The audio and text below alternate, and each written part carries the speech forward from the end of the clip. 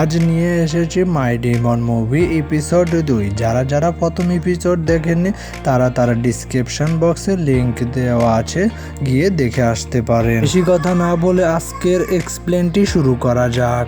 এপিসোডের শুরুতে দেখা যায় গুয়নের হাতের করস চিহ্নটি দহির হাতে চলে গিয়েছে আর পানি গোল হয়ে তাদেরকে ঘিরে ধরে, আর যা দেখে দহি অজ্ঞান হয়ে যায় আর গুয়ন তো অবাক হয়ে যায়, তার পাহাড় দহির মধ্যে গেল কিভাবে। এরপর দহির জ্ঞান ফিরে আসে হসপিটালে, সেখানে গুয়নও ছিল আর দহির করস চিহ্নটি দেখে বলে, এই স্টুপিড ট্যাটুটি আমার হাতে কি করছে। আর গুয়ন বলে, স্টুপিড ট্যাটু। তখনই দহি হাতে থু থু দিয়ে এটি ঘষতে থাকে। গুয়ন তখন ছুটে আসে, এভাবে চিহ্নটি তো নষ্ট হয়ে যাবে। দহি যখন বুঝতে পারে এই চিহ্নটি রিয়েল তখন সে বলে, এটা লেজার দিয়ে হলেও আমি এটা তুলে ফেলবো। গুয়ন তাকে আবার বাধা দেয়, এটা লেজার দিয়ে কখনো তুলতে দেবে না। তখন দহি বলে, এটা আমার হাত, যেটা ইচ্ছে আমি সেটা করতে পারি। এতেও গুয়ন না করলে তখনই দহি তাকে থাপ্পড় মারতে যায়, তখন তার হাত ধরে তাকে আটকায়। তখন দহি বুঝতে পারে না যে তার হাতটি এমন করে আটকে গেল কেন। এরপর গুয়ন যখন দহির হাতটি ছেড়ে দেয় তখনই এমন করে থাপ্পড় পড়ে তখন তার গালে লেগে যায়। তখন দহি তো অবাক হয়ে যায়, দেখা যায় বেচারা গুয়নের গালটি লাল হয়ে যায়। এরপর সেখানে পুলিশ চলে আসে আর গুয়নের কথা মতো কিলারের একটি স্কেচ বানায়। দেখা যায় সেটা শুধু একটা মাস্ক ছিল, এর আসল চেহারাটি সে দেখায়নি। তারপর দেখা যায় একজন ব্যক্তি দরজায় নক করে, আর এই লোকটি এই বিল্ডিং এর মালিক ছিল আর সে ভাড়া নিতে এসেছে। তখন কিলারটি বলে ভিতরে কিছু সমস্যা হয়েছে, সেগুলো দেখে যান আর ভাড়াটি নিয়ে যান। আর লোকটিকে নিয়ে কিলার রুমের ভিতরে যায় আর এই সিনটি এখানে কাট হয়ে যায়। পরের সিনে আমরা দেখি গুয়নের অ্যাসিস্ট্যান্ট তার পাওয়ার হারিয়ে যাওয়ার ব্যাপারটি বুঝতে পারে।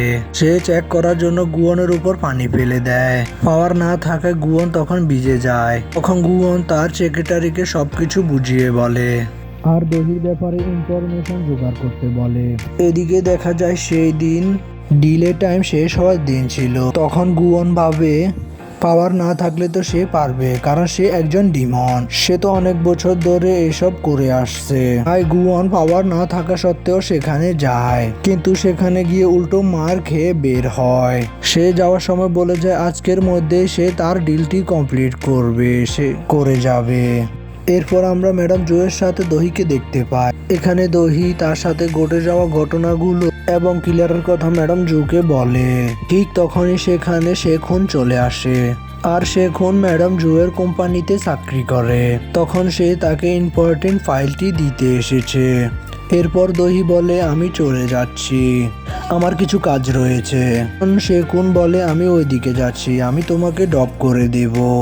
তখন ম্যাডাম জো বলে, তোমরা দুজন একসাথে কাজ করো, তাহলে তোমরা দুজন বিয়ে করে নিচ্ছ না কেন? তখন দহি বলে, আমি এখন বিয়ে করতে চাই না। এরপর তারা গাড়িতে করে যাচ্ছিল।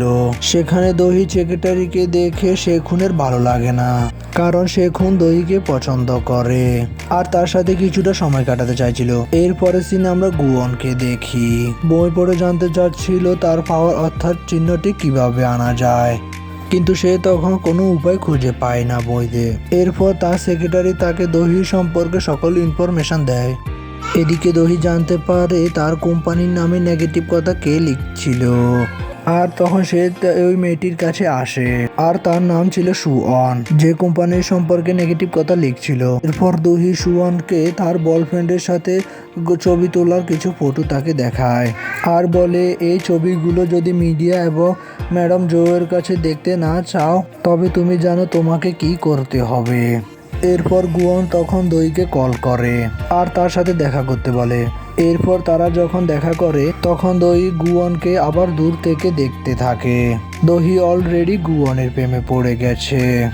দহিকে নিয়ে গুয়ন তখন তাকে মারতে আসে, যাকে আজ সে সকালে মারতে পারেনি।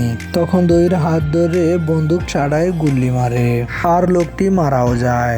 তার সাথে সাথে কন্ট্রাক্ট পেপারটি পুড়ে যায়, গড়িটিও পুড়ে যায়। এরপর গুয়ন দহিকে পানির পাশে নিয়ে আসে আর তাকে নিয়ে সেই পানিতে ঝাঁপ দেয়। গুয়ন এটা চেক করতে চাইছিল যে যেভাবে পানিতে পড়ে তার পাওয়ারটি হারিয়েছিল সেভাবে পানিতে পড়ে পাওয়ারটি ফিরে আসে কিনা, কিন্তু তার পাওয়ারটি ফিরে আসে না। এরপর দহি রাগে এবং ভয়ে কেঁদে ফেলে। আজকে তার জন্য সে মরতে মরতে বেঁচেছে আর একজন তো তার প্রাণ নিতে পেছনে পড়ে আছে, আর সে এটা পর্যন্ত জানে না যে সে ভুলটি কি করেছে। দহিকে এভাবে দেখে গুয়নেরও খারাপ লাগতে থাকে।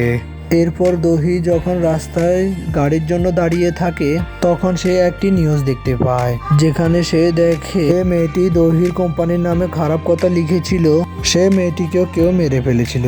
এটা দেখে তো দহি অবাক হয়ে যায়, আর কে এসব করছে, কেনই বা এসব করছে, এই সব নিয়ে দহি ভাবতে থাকে। দহির সামনে একটি লোক বাইকে করে এসে তার দিকে অ্যাসিড ছুঁড়ে মারে, আর সেই অ্যাসিডটা দহির গায়ে লাগার আগে সেখানে গুয়ন চলে আসে, আর গুয়ন এসে সেখানে দহিকে বাঁচিয়ে নেয়, আর অ্যাসিডটি গিয়ে গুয়নের গায়ে লাগে। আর এখানেই এই এপিসোডটি শেষ হয়ে যায়। আর পরের এপিসোডটি নিয়ে আমরা তাড়াতাড়ি চলে আসব। আর এই এপিসোডটি কেমন লেগেছে তা কমেন্ট করে জানাবেন, আর আমার চ্যানেলে নতুন হলে চ্যানেলটি সাবস্ক্রাইব করবেন।